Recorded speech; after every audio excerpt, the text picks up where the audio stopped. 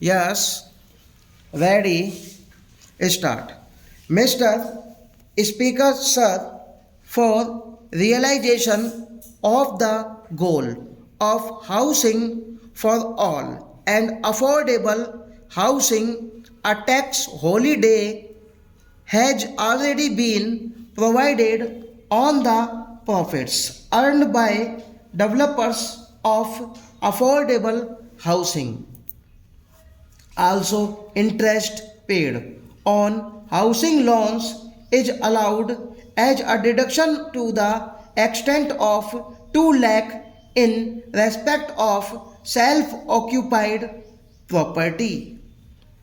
In order to provide a further impetus, I propose to allow an additional deduction of up to 1,50,000 for interest paid on loans borrowed up to 31st March 2020 for purchase of an affordable house valued up to 45 lakh.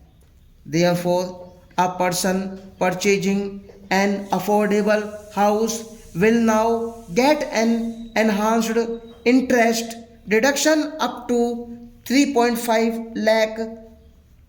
This will translate into a benefit of around 7 lakh to the middle class home buyers over their loan period of 15 years.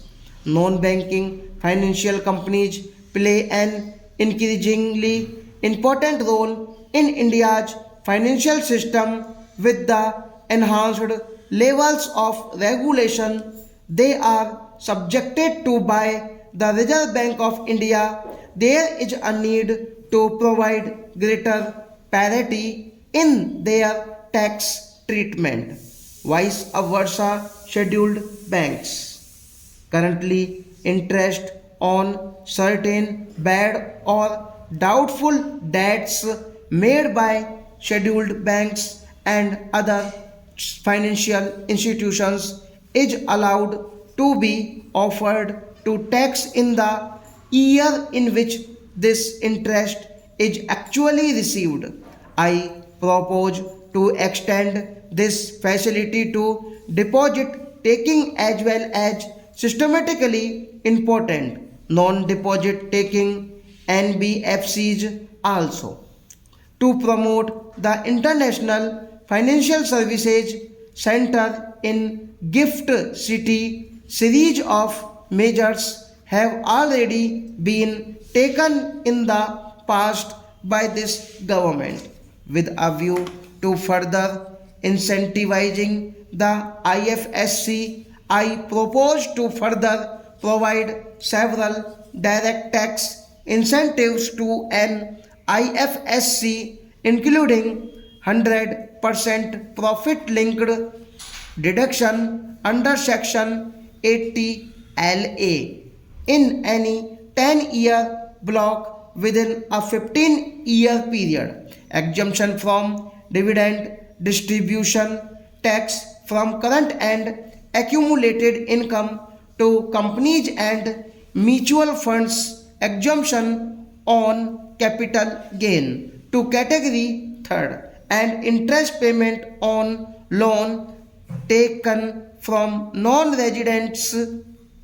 I propose to give relief in levy of securities transaction tax by restricting it only to the difference between settlement and strike price in case of exercise of options.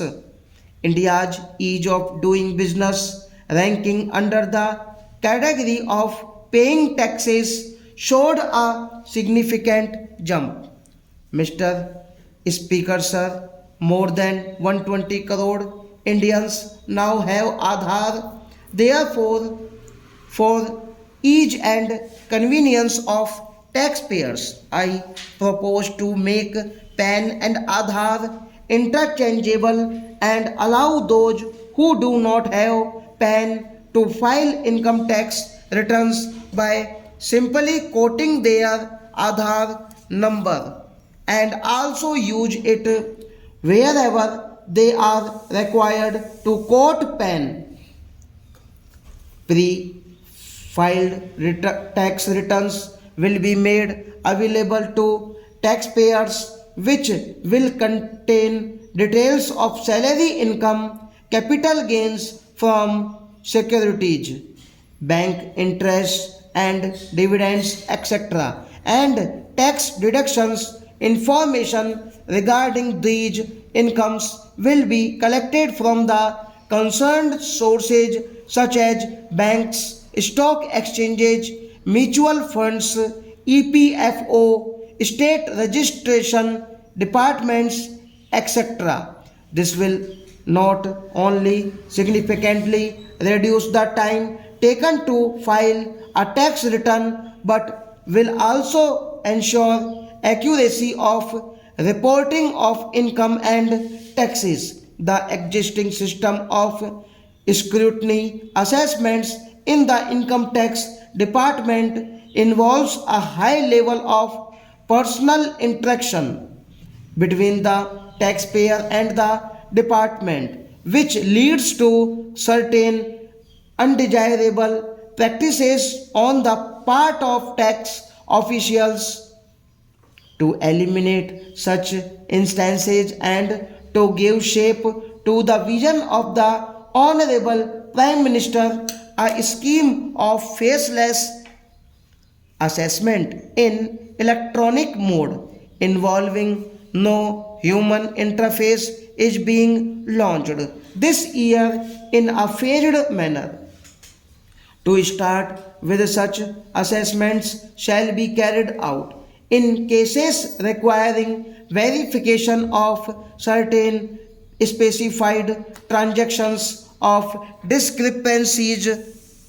Cases selected for scrutiny shall be allocated to assessment units in a random manner and notices shall be issued electronically by a central cell without disclosing the name, designation, or location of the assessing officer. The central cell shall be the single point of connect between the taxpayer and the department. This new scheme of assessment will represent a pilgrim shift in the functioning of the income tax department. Mr. Speaker, sir, our government has taken a number of incentives in the recent past for the promotion of digital payments and less cash economy. To promote digital payments further, I propose to take a large number of measures to discourage the practice of making business payments in cash. I propose to levy TDS of 2% on cash withdrawal exceeding 1 crore in a year from a bank account.